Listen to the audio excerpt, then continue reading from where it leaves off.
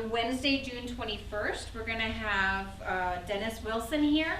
He's another historian, and he's going to talk about the orphan trains. Now, the person here knows a ton about the orphan trains, too. So if you have questions, you can ask him also. But he's going to be here Wednesday, June 21st from 1 to 2:30. So, we also have a cooking class where you get to try some of the food, and she's going to be talking about how to make different kinds of grilled cheeses, gourmets, and all that kind of stuff. That is going to be Tuesday, June 20th, sorry, at 6 p.m. You can sign up for that. We need to sign up for that because she makes enough for everybody. We are also having a Maker Fest for all ages on June 24th, and what that is we have people, some people from the community, and then the library staff will be manning tables. We have someone who's going to show you how to roll sushi, and we have someone who's going to talk about making bath bombs, and we have someone who's going to talk about adult coloring, but going to talk about the actual color wheel and what colors work well together. We'll probably have a green screen, so some techno stuff in there too. But that's June 24th from 1 to 4. It's a Saturday. We have our movie for our book to movie. We've read the book, but you could also just come to the movie if you want. We are doing The Namesake. The theme of our program is Build a Better World. And The Namesake is about an American whose parents were born in India and immigrated over here. So he's trying to adjust to the two different cultures that he's dealing with. So that's what The Namesake is about. You can sign up for the movie because we have popcorn and all that kind of stuff, so I know how much to make. Amy does Tech Talks. She's doing that a day, June 29th at 1:30. She's going to talk about language apps. If you're interested in learning another language, or if you're interested in just saying, okay, what does this word mean in Spanish or in French, she's going to talk about that, different apps that you can put on your phone. We are having a fun thing for all ages. I always do a DIY, and we are going to do a cake decorating competition. So if you have kids, grandkids, or anything like that, you can form a team. You can sign up for that. It's going to be a literary cake decorating competition. So the cake is going to be based on a book, a book theme. So that will be interesting. Tonight, we have a very great and special program for you. We have Rudy Daniels here. He received his PhD in Russian and Soviet Studies from the Pennsylvania State University in 1971. Since then, he has taught at colleges and universities in the United States and in Germany. So he knows about trains not only here, but around the world too. So you can ask him very difficult questions and he can probably answer them. He has written numerous articles and 4 books. His book, Trains Across the Continent, which is this one, is still in circulation today, and it's a complete history of U.S. and Canadian railroads. It was written at the request of the railroad industry and is considered the official account of the nation's railroads. He has also written Sioux City railroads. So this book here, this is about railroads in the Sioux City area. And his most recent book that he has written is The Great Railroad War.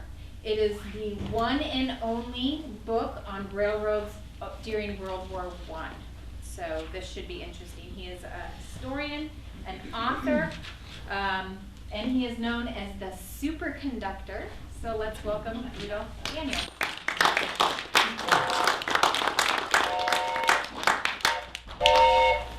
All aboard! All aboard Milwaukee Road Streamliner to points west. To points west. Leaving Milwaukee. Track 2. Major station stops. McGregor. Cresco. New Hampton, Iowa. Mason City. Algona, Emmetsburg, Spencer, on to Sheldon, Canton, South Dakota, and Chamberlain. Track 2. Coaches up front. Dining car. Special parlor car for the patrons of the Spencer Library. Special parlor car. buffet lounge and adult beverages. And sleeping cars to the rear. Track two, on to train 3 2 points west. All aboard. How many remember something like that? Wow. 1, 2, 3, huh? What's your memory of the train? I used to go from Storm Lake to Rockford all the time on Illinois Central years ago. Ah, the Illinois Central, great. Main Street of the Midwest. Yeah. You bet. You had your hand up too, man? Oh, well, the You train did, doesn't yeah. go by our lights all the time. We waved at the conductor. Ah, okay, very good. I know you've got something with the train, yeah. Well, I had an aunt who was a nun. She was in Chicago, and she'd come home for a visit in the summer, and they'd come through from, from the east there in the tracks on the Illinois Central, or the Milwaukee Road. I guess they both came through. Sure. And we'd go up and greet her and get her bags and all that. You could hear there was a big diesel engine at that time, and it just made a loud humming, roaring sound, and bells. There's a little bell that comes with it, Right. so you know it's on the track. It's just neat memories at the bottom of Pierce Street in Sioux City. Great. I think you had your hand up first. The last train I rode in Iowa before Amtrak was the Milwaukee Road. Ah, February 1970, it was on Union Pacific, coming from Colorado. And I got off in Perry. excellent. That was that union between Milwaukee Road and Union. But don't you have Burlington, something there with a That's the first Burlington? railroad. That was my first railroad contract. Ah, okay, see, I got my eye there with the Burlington route. Okay, very good. Tell you how we can do this evening, my suggestion, okay? We're going to be singing, I've been working on the railroad, we'll talk about it. That's to get us in the mood. Remember Glenn Miller? Glenn Miller wrote the song, Get in the Mood. So we gotta get in the mood with that, okay? And then I'll do the presentation on how Iowa grew with the railroads. If we didn't have the railroads in the 19th century, Iowa would never have become the great agricultural state in the world today, okay? So look at that growth of railroads in Iowa. And then we'll look at the famous streamliners that came through Iowa. The trains that you greeted and you rode on, huh? And you rode on Burlington Zephyr, huh? Right? Okay. It was Kansas City to Omaha, and then Okay. Omaha down to the next station. That was the Nebraska Zephyr. Nebraska Zephyr. Okay. And then from there, my favorite part of the program, I'm going to sit down a little bit and then we're going to have a discussion and you can ask me questions about the program. You could ask me questions about trains in general and just open it up, anything about the railroad. Hopefully I can answer the questions for you. It was hauling trailers, I think. It was only one coach on that train. Okay, it was a trailer train, sure. Yeah. Double, yeah, piggyback. Piggyback, sure. Okay, well, we get with, I've been working on the railroad singing, and here's the thing. I am the conductor. Okay, now here's the deal. I was telling some people earlier that I'm the only person in the entire world who's paid in church not to sing. I am really that bad. I'm absolutely horrible. I'm horrible at singing. So here's the deal. You have to drown me out. Now, being a conductor here, we're going to try something, okay? When we get to Dinah, won't you blow your horn, we're going to speed it up, almost double time, okay? We're almost double time. Dinah, won't you blow your horn, to speed it up. And then when we get to someone's in the kitchen with Dinah, we're going to go back to the 4-4 time, back to the 4-4, okay? Go back to the time. And then when we go this fee-fi filio at the end, we're going to start real soft, second fee-fi filio, open it up a little bit more, and when we get to that fee-fi filio, the last one, let's really blast the walls down, okay? Like Jericho, we're going to blast the walls down, and not strumming a little banjo, okay? Here, ready to go, like Lawrence Welk. Want me to do the 1, 2, and 3, You realize who you're talking to. Yeah. A 1 and a 2 and a 3. Here we go. I've been working on the railroad all livelong day. I've been working on the railroad to pass the time away. Don't you hear the whistle blowing? Rise up so early in the morning. Don't you hear the captain shouting? Dinah, blow your horn.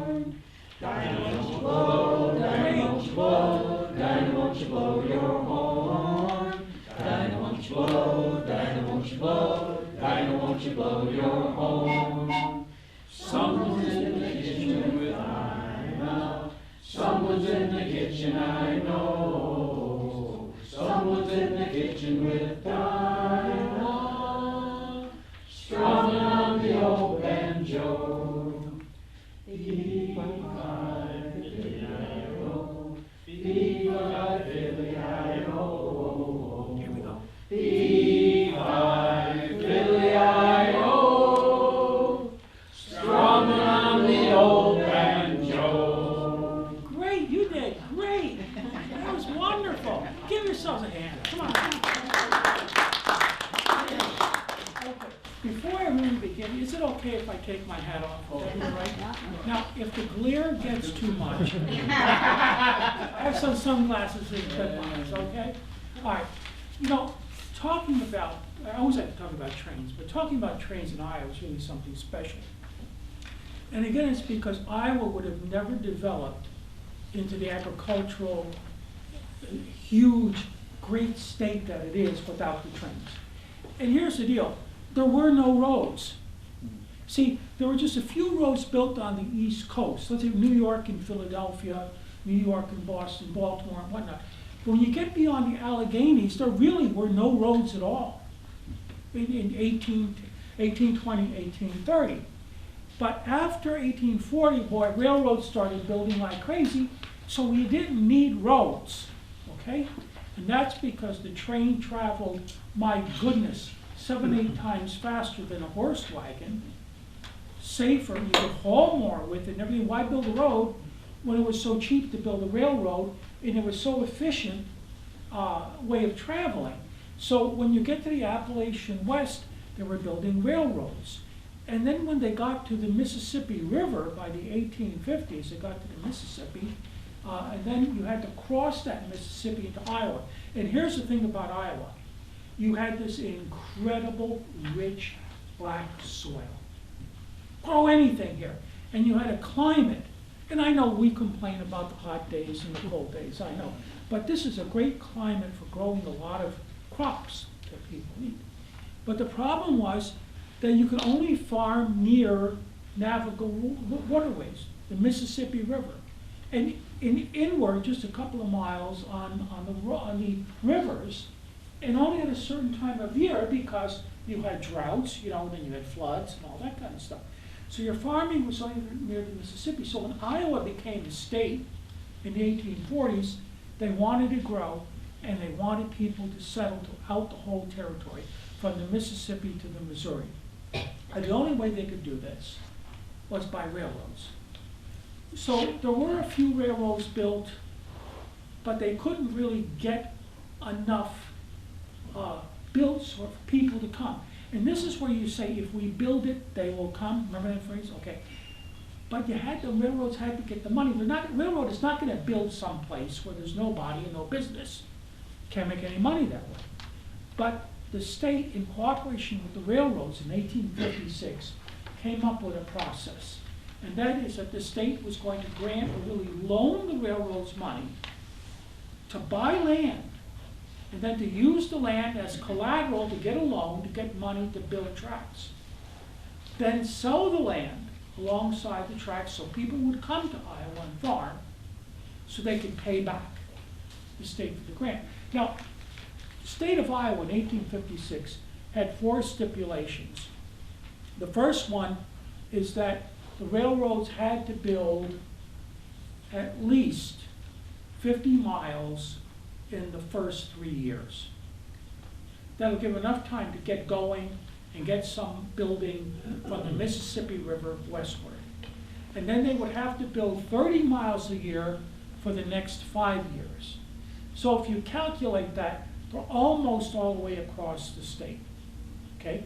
The second thing that they had to do was they had to make sure there were no claimants to the land. In other words, that they had a right to purchase that land, you know, to make sure no one else owned that property, or if they did, they would buy the real estate. Third thing was that they had to report every year on their growth, the length that they built, how much money they spent, and so forth. That's natural, right?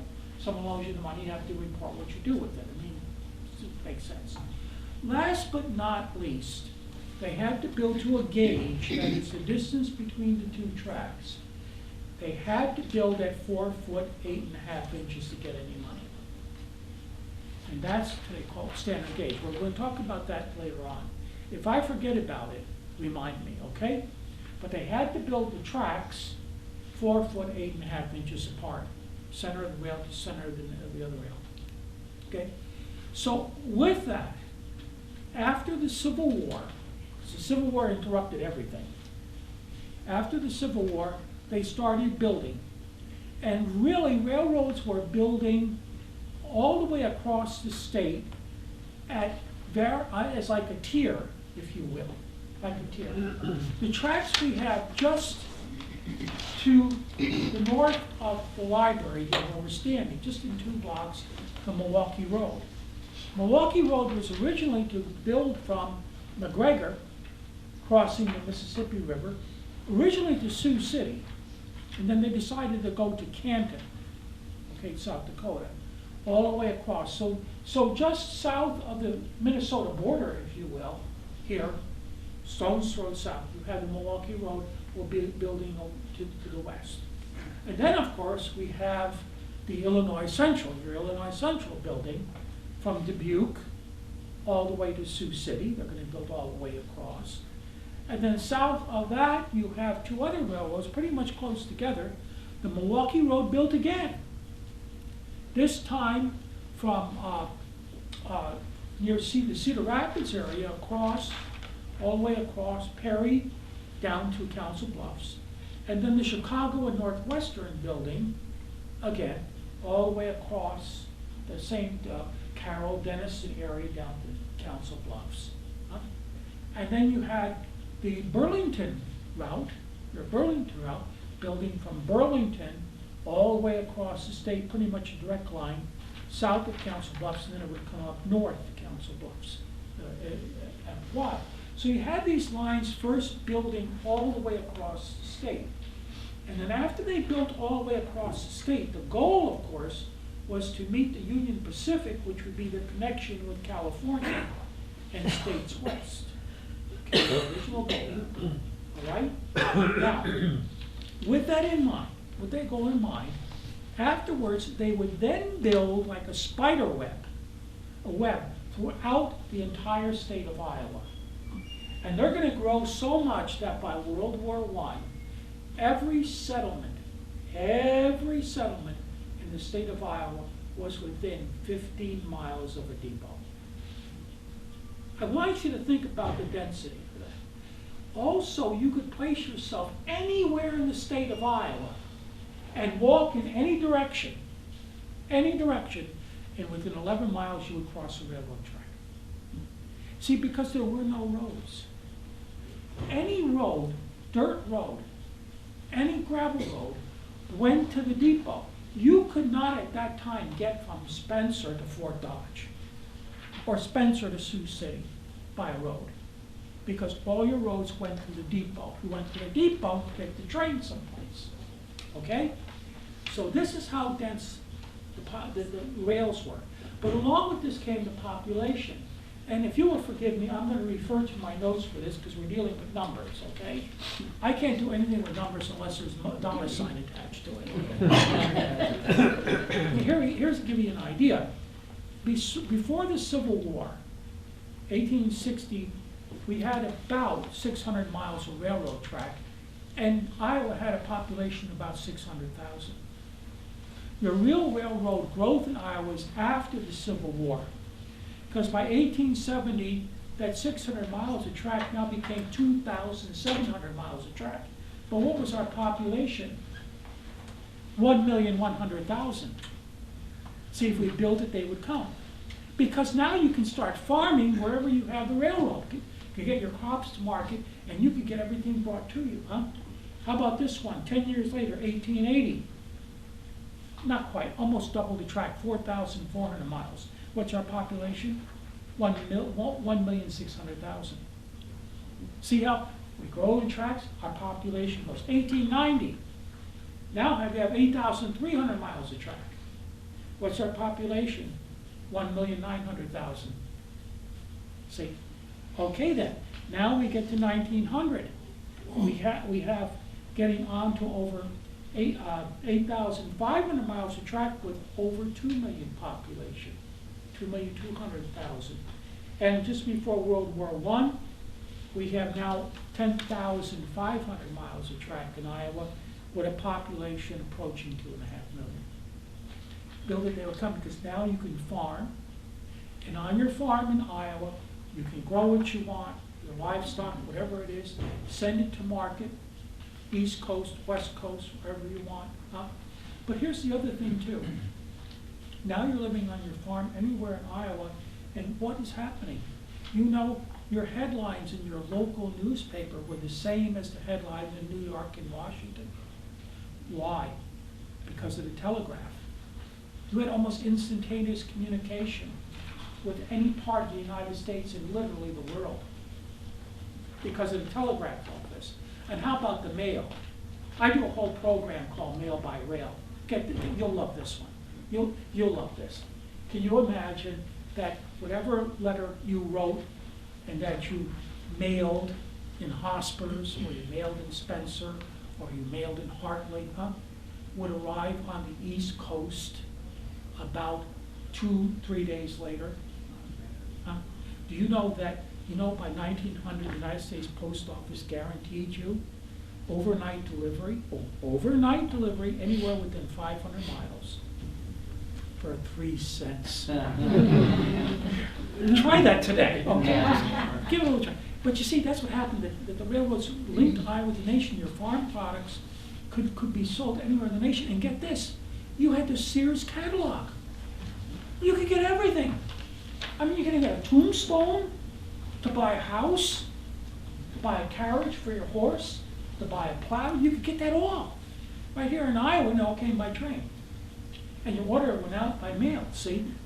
So you see how the railroads just put this all together, huh? You have this incredible railroad. But it's more than that. It's actually more than that. Iowa has a number of incredible firsts in the railroad industry. Let me ask you, not the youngsters, because they're not going to remember this. What was the last car on the freight train? Caboose. What was that? Caboose. Caboose. What was so special about the caboose? And don't tell me it was the end of the train. What was so special? Had a about red light on the back end. Okay, but there was something else that was special. There's somebody in it all the time. Okay, where were they in it? Well, bunk. yeah, there's the little one, the highest part, so There- you can see. There you Yeah, go. so- Exactly. You want to say that special word again Oh, on the top? Yeah, say it again. Well, I didn't know that. Yeah, you're right. No, you're right. You're 100% right. Go ahead. But people. There we go. Okay. I want to make sure everybody heard it, because that was invented in Iowa. You see, the caboose was invented in New York, and that is on a freight train. Where was the conductor going to go? Perch himself on the ladder on the freight car? No. So a guy on the old New York Central, one of the predecessors of New York Central, got the idea of attaching a freight car, box car, at the end of the train, and he had him cut a hole in the roof, put a ladder. And he would climb up that ladder every once in a while, look out over the train, because that's what freight conductors did. They looked for hot boxes. When a bearing on one of the wheels got too hot, it would emit smoke and all that. We can question period, we can get into details of that. It emit smoke, and then they'd have to stop the train at the next stop and say, hey, you got a bad bearing here, we have to take the car out. That's okay in southern New York, but not in January in Iowa. I mean, you don't want to climb that ladder and stick your head out. So when this freight car went into repairs on the Chicago and Northwestern line, this one conductor, nameless, had them put a thing on top of another roof, and put glass and put a chair there for him. So he could sit there in comfort and look out over the train and look for hot boxes and whatnot. So the caboose was actually invented right here in Iowa. How about this for you? The automatic coupler on trains. You ever see the cars come together, go boom, hold together, and you release it, huh? That was invented here in Iowa, actually brought to use on the railroads. Just southeast of here, just about southeast in Fort Dodge. There was a farmer and Civil War chaplain by Lorenzo Coffin. And he was in the Illinois Central Railroad Station, waiting for his train to leave, and he was watching these conductors and brakemen put cars together. Back then, they had two links, like a big link, and they had to bring the cars together, and they had to hold the links up together and drop a pin between them. And you couldn't find a brakeman or a conductor that had all freight conductors had all links. Yeah, he would get killed. And he watched a brakeman get injured. And he said, you know, during the Civil War, there was this character down south by the name of Janey, and he invented this thing about this coupler coming together and it gets automatic. So he got a hold of Janey. And then he said, yeah, but can't get anybody to buy this thing. And he said, well, bring it to Iowa. We're going to make use of this thing. Coffin went to the state legislature and became Iowa's railroad commissioner and championed this Janey coupler to be used on railroads. Then he went a step further. He noticed that brakemen would fall to their death because when they went to stop a train, and this is still a signal today, it was 1-2. One short tube, that means brakes on. And the brakeman had to climb up the freight car and turn a wheel that was geared down to put a shoe against the wheel. Now here again, that's okay in May in Iowa. That is not good in January in Iowa because you've got ice and snow. How about in the July heat, sunshine? That wheel is hot, huh? You bet.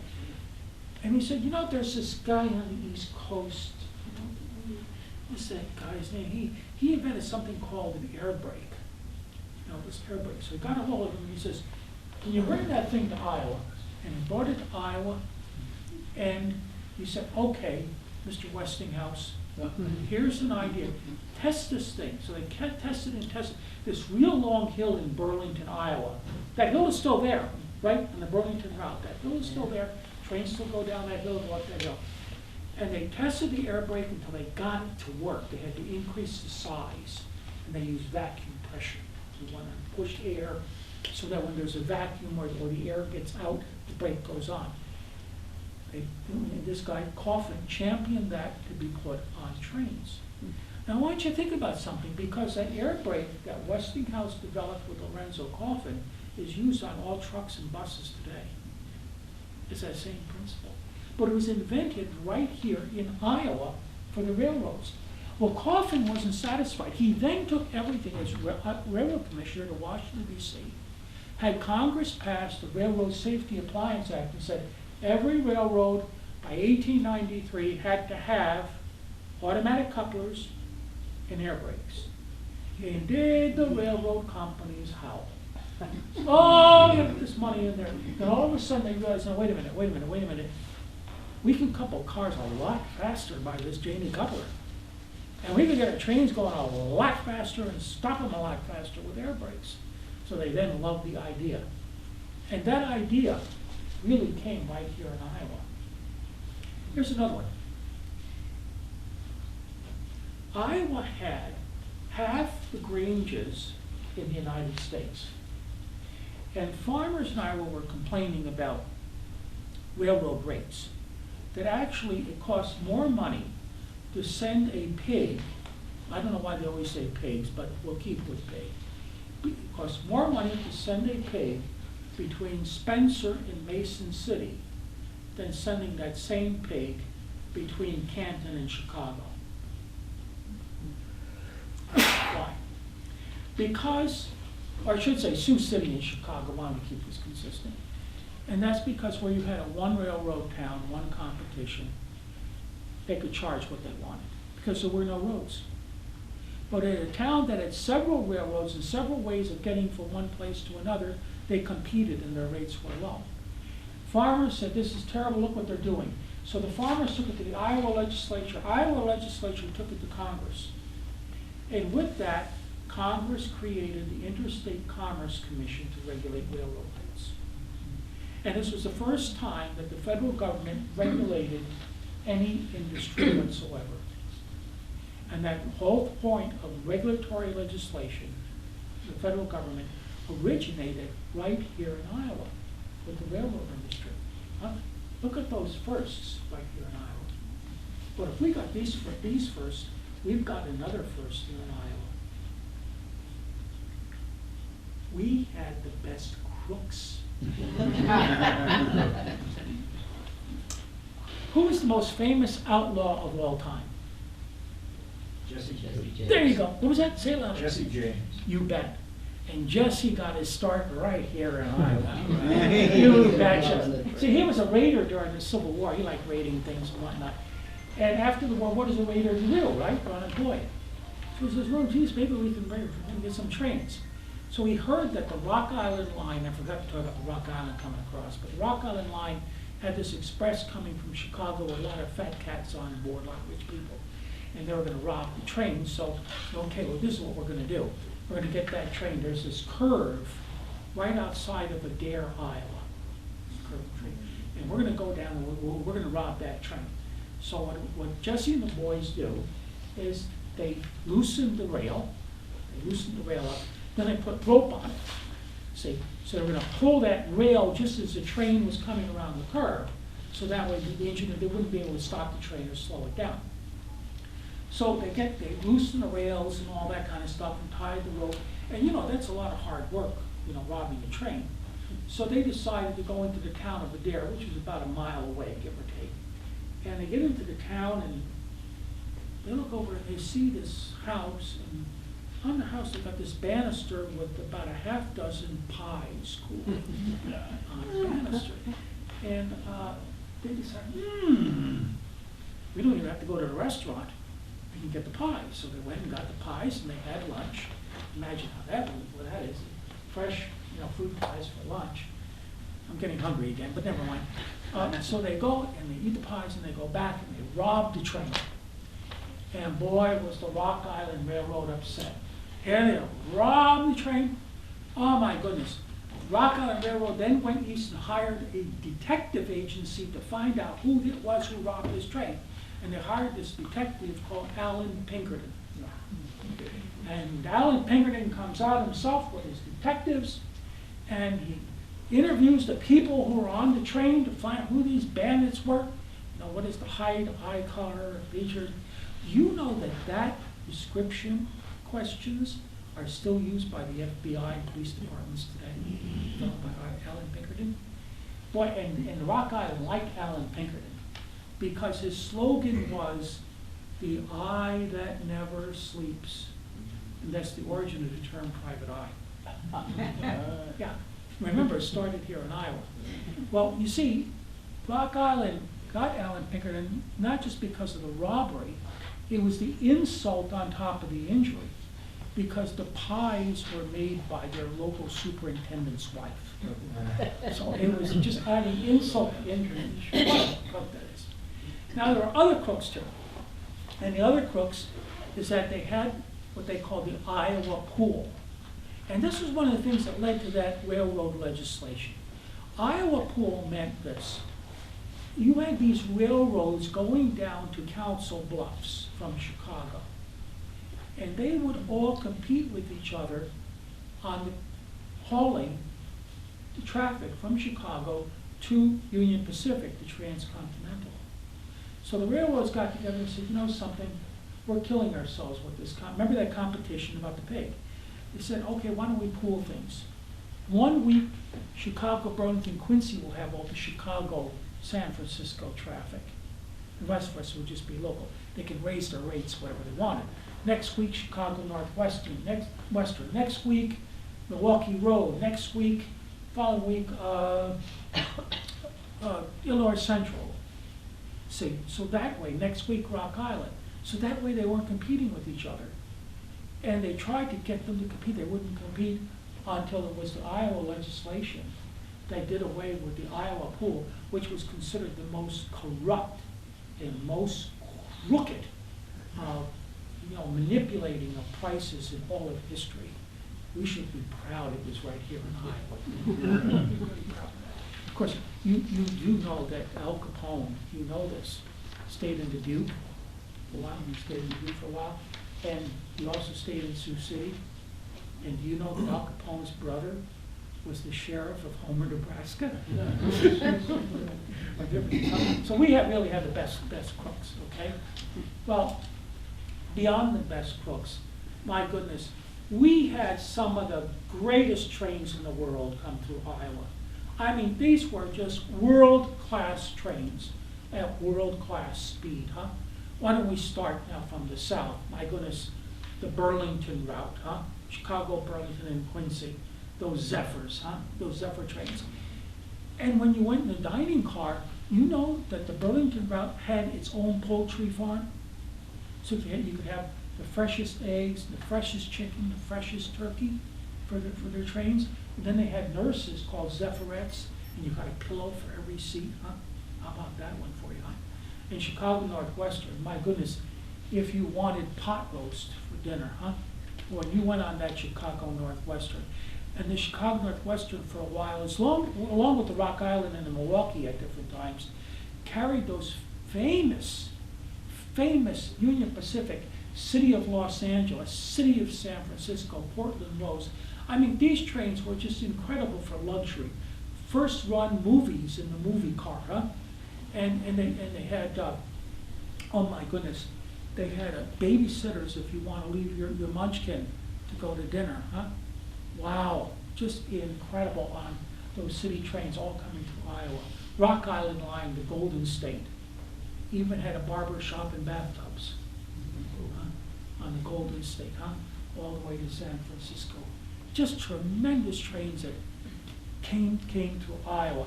Ah, right. And who can forget Illinois Central, the Hawkeye and Land of Corn, huh? With that famous Creole cooking, huh?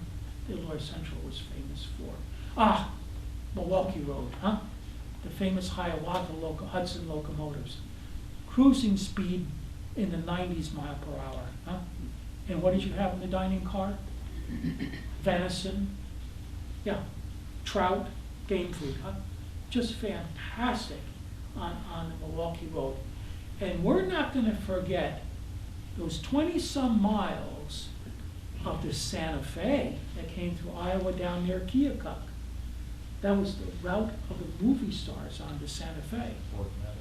And just incredible. Their famous thing for their people was fresh lobster. Brought from the East Coast to Chicago, cooked on board the train. And get this, every woman who entered the dining car got an orchid. And every man, I think, appropriately got a wad. The cost of it. And this was the train that they had what they call a little private dining room called the turquoise room, huh? Movie stars like go there. So these great trains came through Iowa. And today, of course, on Amtrak, we have a train that is called the California Zephyr. Runs on the Burlington tracks in the southern part of the state, which is not as the original Burlington Zephyr, but we do have Amtrak coming through Iowa. And we do still have a train called the Chief that follows that old Santa Fe route near Keokuk, and that comes through Iowa. Well, as you know, we no longer have passenger trains today. And we no longer have that 10,500 miles of track. In fact, we have less than 4,000 miles of track in Iowa today. And Amtrak is the only passenger railroad, although the Boone and Scenic Valley Railroad is a Class 3 railroad. It was a tourist line, but it's now a Class 3 railroad. And they have passenger traffic. You could go tourist. Like my favorite, they have dining car. And you can go and have a dinner train on the Boone and Scenic Valley Railroad. So if you want to have a dining experience, now it's not like the Burlington, it's not like the Milwaukee, it's not like that, but it's pretty much what we can get, and it's pretty good, huh?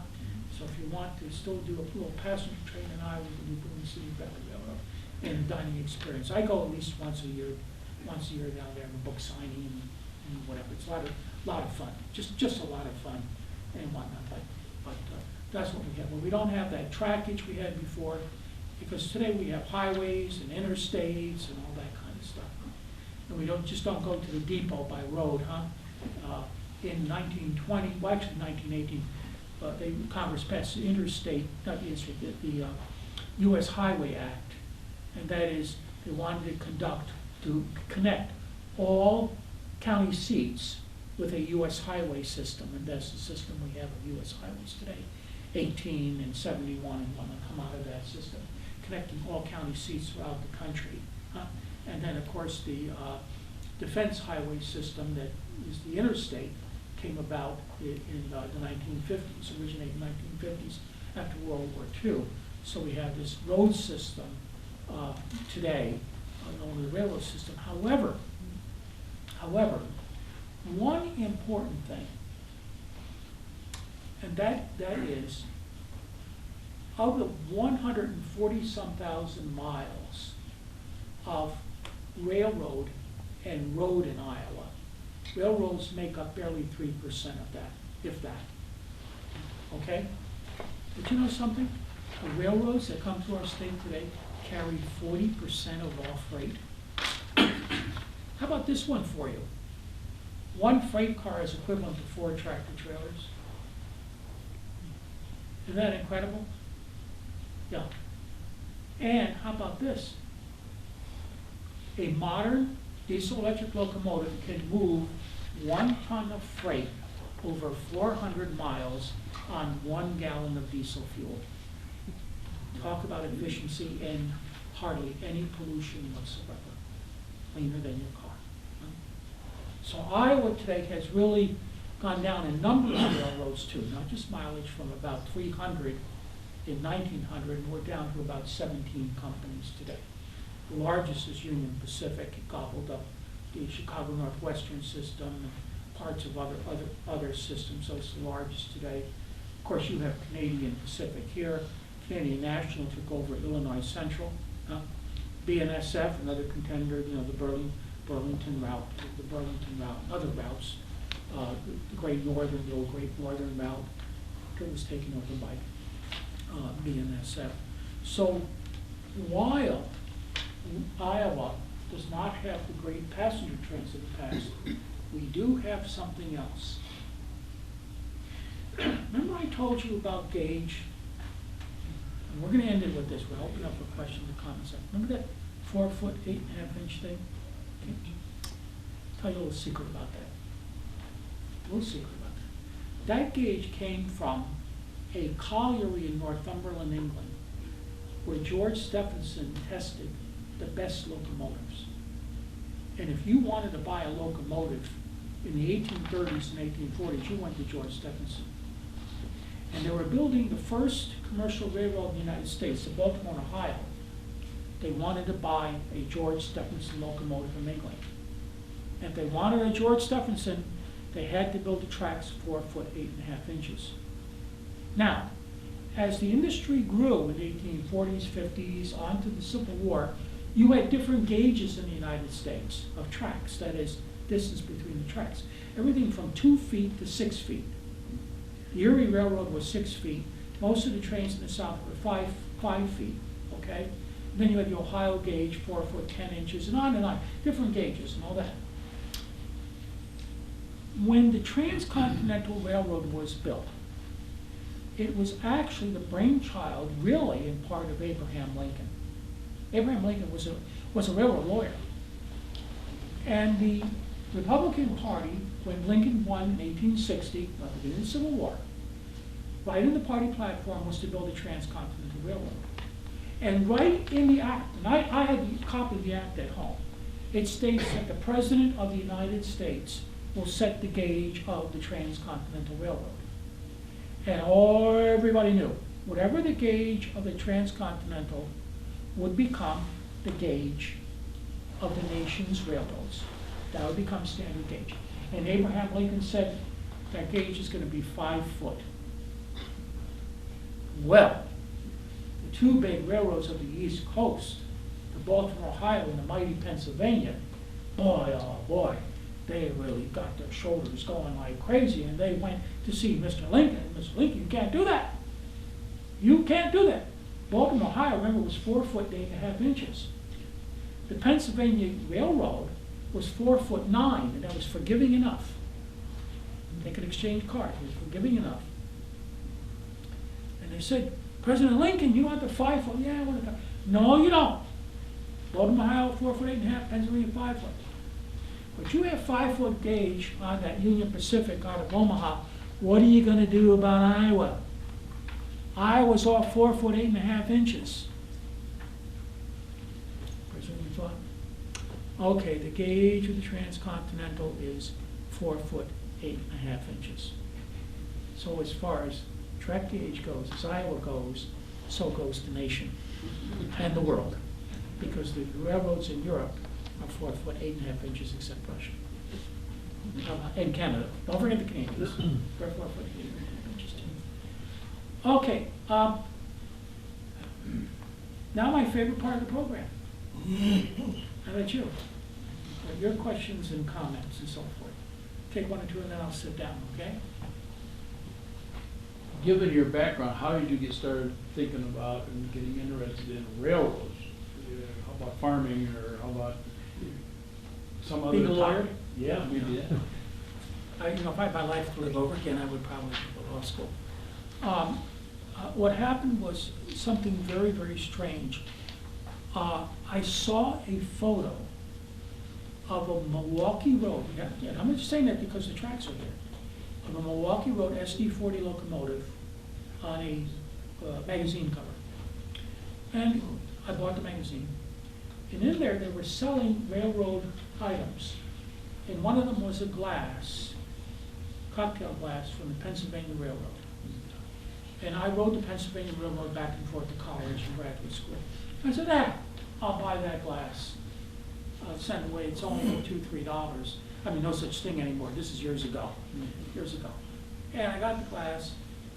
And being a historian, I said, let me look up the glass. History about the glass. Pennsylvania, let me read up more about the history. So I started reading more about the history. And then I bought a timetable, and then I bought this, and then I bought that. And everything I started looking up, just got a curiosity. And it got to a point after several years of this, I started collecting railroad things, and I started having railroad companies calling me and asking me about the history of the railroad. And that's how I got into it. It's a dumb little cocktail glass, and I still have it at home. I still have that glass. Yeah. But that's how I got started. Just, what do they call it? Sunday driving is a bus driver's holiday. Right? Yes, sir. Is the Boone and Scenic Valley hauling freight for somebody now? Yes, yes. They're I think 2 businesses along their line, and Union Pacific put in they had a switch, but Union Pacific put in this really neat wide curvature to the switch, and a new switching operation for them. So they haul from these 2, I think they're agricultural businesses. They haul to Union Pacific, connected Union Pacific in Boone, and yeah, so they are a Class 3 railroad. That happened about maybe 2.5 years ago. Yeah, they're Class 3. What are the different classes of railroad? Just, I have no idea what the class 3 means. Oh, okay, sure. The classes are 1, 2, and 3, and then of course they have tourist lines, tourism. And each one of the classes have different regulations, and the class is based on the amount of the money, the amount money-wise of the cargo that they haul. The classes, and I really forget now exactly the amounts, but class 1s are your major haulers of goods and whatnot. And then your class 2s would be like a lot of the class 2s are mostly like short lines, like the Dakota and Iowa, they're class 2. And then of course you have your class 3s that have minimal business along their tracks. In other words, that may not necessarily be the entire income of the railroad owners. Okay. Yes, ma'am. My grandfather was a station agent on the Rock. Could you said you might mention something about the Rock and how it got started, where it went? Okay, Chicago, Rock Island, and Pacific, and you've got the new Rock symbol on there. The old Rock was a little different. Yeah, the Rock Island Rock Island was a railroad that was out of many that were out of Chicago, okay, to Rock Island, Illinois. And the significant thing, if you want to link a few things together, no pun intended, Rock Island was the first railroad to build a bridge across the Mississippi River. And it was in 1856. And they built a bridge, of course, which made traffic in and out of Iowa for them a lot easy, much more easy. And also at that time, Iowa City was the capital of Iowa until it was moved to Des Moines. Okay, so their line was on the old capital, new capital. Okay, as it went across the state. The interesting thing about the Rock Island, other than just fantastic, you know, the Golden State was just a great train, was that a steamboat by the name of Effie Afton crashed into their bridge. And the bridge, as well as the ship Effie Afton, caught fire. The bridge burned down. And the steamboat company sued the Rock Island Railroad because it had built this bridge which its boat crashed into, caught fire. The Rock Island Railroad hired a young lawyer from Chicago by the name of Abraham Lincoln. And Lincoln, the case went to federal court. And Lincoln went to Davenport, the area around that's where the bridge was built. There's a bridge now there from the old Rock Island. You know, now it's the Iowa Interstate. Went there and studied the currents in the river and determined that the Effie Afton literally floated into the bridge, that its captain did not guide its steamboat properly through the current and whatnot. And he argued that case in the federal court in Chicago. And his argument was that an individual had as much right to cross a river as to go up and down the river. In other words, same right to cross rivers, to go up and down the river. And he argued that case and won. And you can imagine, of course, you can't know the future, or as I always say, history is 20/20 hindsight. But you can imagine that if Effie Afton won that case, the steamboat company won that case, then no one would build a bridge across a river in the United States. And thereby, you can make an argument that Lincoln winning that case opened the West, opened Iowa to such great development through the railroads. Now, remember Paul Harvey used to say the rest of the story? There's a rest of the story. And the rest of the story is this. The steamboat company then appealed the case to the Supreme Court. When Lincoln became president, he appointed as Chief Justice the judge who had the original decision against the steamboat. Good question. Good question. Excellent. Someone else, question? I'm standing up here. I don't want to sit down. Someone else, please, question, discussion. I was watching, they had a 3-hour series, 3 segments, starting at the top of the Mississippi River, going down to the golf course. And in that documentary, it told about that accident. Oh, the Effie Afton? Oh, yeah, sure. They said, as far as the history of law, okay, put it that way, that it is a very, very famous case. And I said, many claim that that was the opening of the development of the West. And of course, Lincoln wanted the West to open and develop as non-slave territory. So there's a lot that comes together. And historically, we can't go into it right now. But They even showed that fight. Oh, they do? Yeah. Yeah. Great. Yeah. Yes, ma'am. How far apart did they put roundhouses? Was there a certain distance, or I grew up in Sanborn and we had a roundhouse, which for a small town was a big deal. And in the 50s, a lot of my classmates, their dads were employed by the railroad. I think farmers probably were the most population in school, but then the railroad. And in the 50s, when they lost their line through, passenger line through Sanborn, all those families moved out. Yeah, you're bringing up a lot here, okay? Yeah. Okay, bringing up a lot. Why don't we go back to the first part of your question, okay? There were different size roundhouses that carried out different functions in the repair of steam locomotives, okay? You had your smaller variety roundhouse that did what they call running repairs. In other words, something not major to the steam engine, but to get it back to a place for a larger repair, or just maintenance.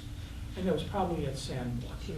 Okay, and a lot of times, roundhouses would be located where there was some major freight industry, either a slaughterhouse or stockyards, or there was a large grain operation, corn operation, or whatever.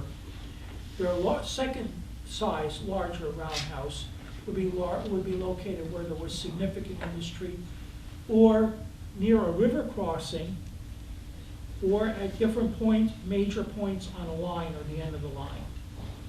Okay? Then your third part was not really a roundhouse, it was called a back shop. And the back shop was usually located somewhere to the center of the railroad line. That is, whatever its distance it is, would be somewhat in the center. And the back shop was for major repairs, wrecks. Train got in a wreck, it would go to the back shop for repair. And a lot of the back shops is in the Burlington back shop actually built their own locomotives. Yeah, they actually built their own locomotives. They were huge, I mean, huge size facilities. The back shop would easily take up the structure itself, two, 3 city blocks. They'd be that big. Okay, so that's where they would locate the roundhouses.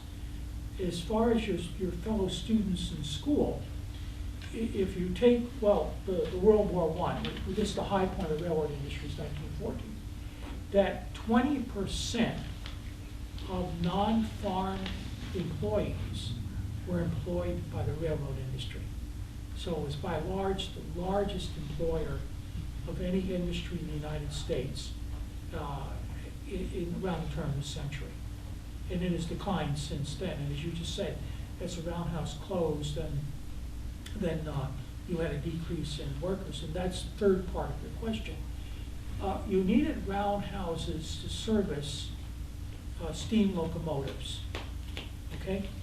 It took 8, and I don't use the term men, it took 8 men, because this is heavy work. I mean, heavy lifting, blacksmithing, I mean, you've got huge work on these locomotives to run one steam engine, okay? Because that thing had to be repaired. You know, steam engines had tires, you know. They had tires around their wheels. And those tires had to be changed about every 40 to 80,000 miles, depending on the service. And that was a huge thing, because you had to take the whole wheel off, you had to take the tire off, you had to heat it to a certain temperature of both the tire and the wheel, and then put it back, then reassemble the whole thing after it cooled. So it took a lot of work, hours to maintain a steam engine. Diesels come along, diesel electrics come along, right? 1940s, really just before World War II, but during the war, there were no diesel, well, a handful of diesels built for the Army. 1947 is when you had a real big push for diesels in the United States. 8 workers for a steam locomotive, 1 for a diesel. All the parts were interchangeable. You didn't have to have these huge shops, metal shops, making these things. In fact, they didn't even bother changing the wheels. They would take out the whole unit and put a whole new unit in, that's all. And one person could do that with hydraulic cranes. So you could see what happened. They laid off these workers from this, and these steam engine, these guys were so skilled. I am not joking, I heard this from several railroaders, the old timers, that a steam locomotive could go run by, and a guy could say, I worked on those valves, just by hearing the pitch of the valves of that locomotive. Never know whether they worked on them or not. Like you say, a dentist can identify the work that they do.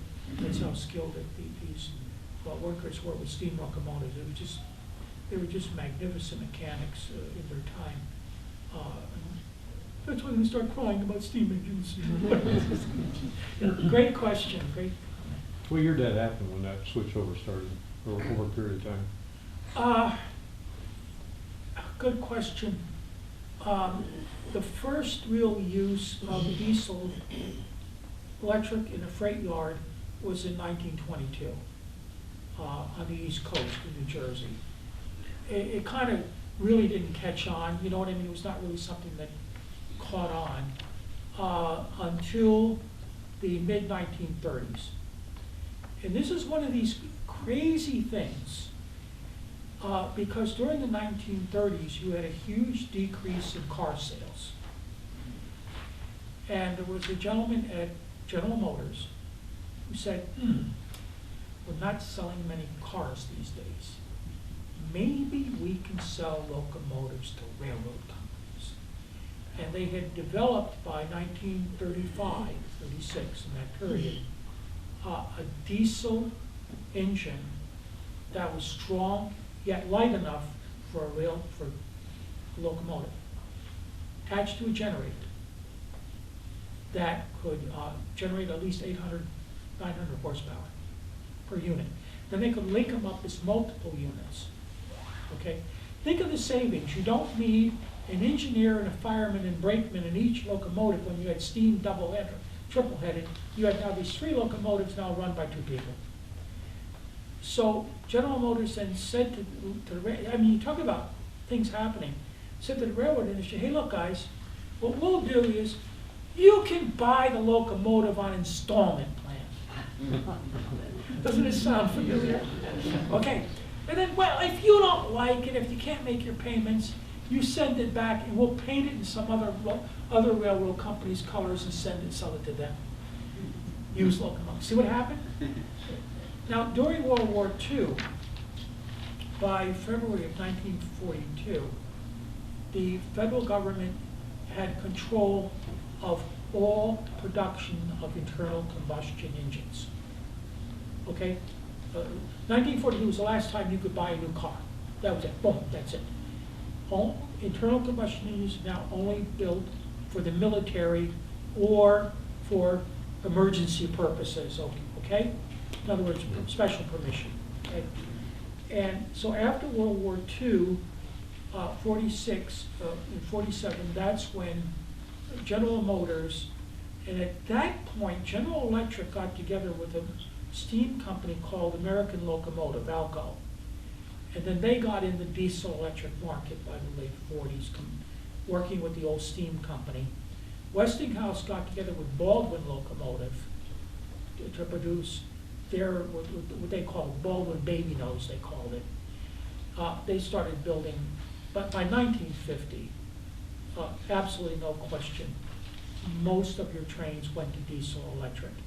And your holdouts were the coal hauling railroads of the East Coast. Chesapeake and Ohio was the last. Pennsylvania, dawdled about it, but the C&O was the last. And they even experimented with steam turbine locomotives. They did all kinds of coal, experiments, but the diesel locomotive was so inexpensive to operate. And the other thing too, a steam locomotive reached an efficiency at a certain speed given its size of its drive wheels, okay? And that was called the company notch, or they would say it had the most torque at that speed. The diesel locomotive had that same torque, whether it was going 5, 50, or 90 miles an hour, at that same efficiency of pull. So everything was, start crying again. Everything is in favor of the diesel electric locomotive. But boy, do I love those steam locomotives. They were just magnificent. I had a question about, I grew up in the city, so I grew up seeing the north-south where the tracks, multiple tracks, and they're all, a lot of the times, different seasons, different commodities, but coal, grain, and things after harvest. but 100 and then some cars per train. Yeah. And they got 3, 4, 5 locomotives. Is there a limit as to how much you can do that? Or can you have a train that's 3 miles long? I don't know how many miles you can actually do efficiently or safely. Well, yeah, the question comes your efficiency. Because these electric locomotives now, what they call Tier 4s, are now over 7,000 horsepower, okay? Rather than having, you have one 7,000 horsepower instead of 2 4,000 or 3 4 2,000. Question is, when that conks out, you ain't going no place. If you got 3 locomotives and one conks out, the other 3 can still pull it. You have that question, all right? To go back, right now, 300 car freight trains are approved. Okay. About 100 would be. Yeah, and how this works is that, and here again, we're talking about computers and electronics, okay? You're talking about, you have your locomotives in front, you have locomotives in the middle, and locomotives at the end, and they're all controlled by remote control. See, their speeds can be set by the individual in the first cab, okay?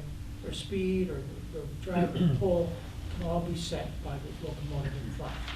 So you don't need people in the cabs anymore or anything like that. It's gotten that efficient, okay? And they have now, or they've had for years, but now they have hot box detectors along the track. They can pick up if a bearing's going bad. Let me give you an idea. What they call Tier 4, that's almost no emission whatsoever. I mean, that is absolute, so totally clean running. Right now, your major manufacturer is General Electric out of Erie, Pennsylvania, okay? I'm not joking about it. This sounds like science fiction, but it isn't. The modern locomotive, every 1 minute, 60 seconds, sends 1,000 pieces of data of the function of that locomotive, from the throttle to the brake on the wheel, back to the General Electric plant in Erie, Pennsylvania.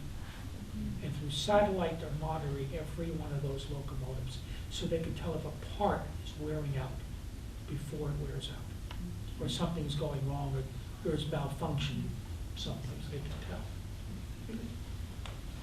Okay, well, we'll have to wind up. Okay, you're gonna have the last question or last comment, ma'am. It's all yours, go ahead. Well, you mentioned areas that had no roads and only the railroad. Our neighbor, the Lake Okoboji area, when they started their resorts in the early 1900s, the only way you could get there was by railroad. That's right, and it was the Milwaukee Road that started Lake Okoboji.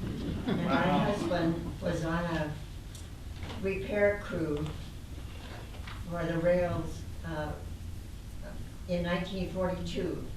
They hired the graduating class of Spencer High School, the men, the boys, to repair the railroad track. And they went, I don't know, 50 miles or so. They worked all that summer. And they called themselves the Dandy Dancers. Right, yep. Well, ma'am, see, okay, Robin, we're going to have the program on World War II right now. We got to go. Robin's giving me the signal. Listen, all aboard, train number 4, leaving Chamberlain, South Dakota, for points east on track 1. Coaches up front, special parlor car with buffet and adult beverages for patrons of the Spencer Library. All aboard. Thank you very much.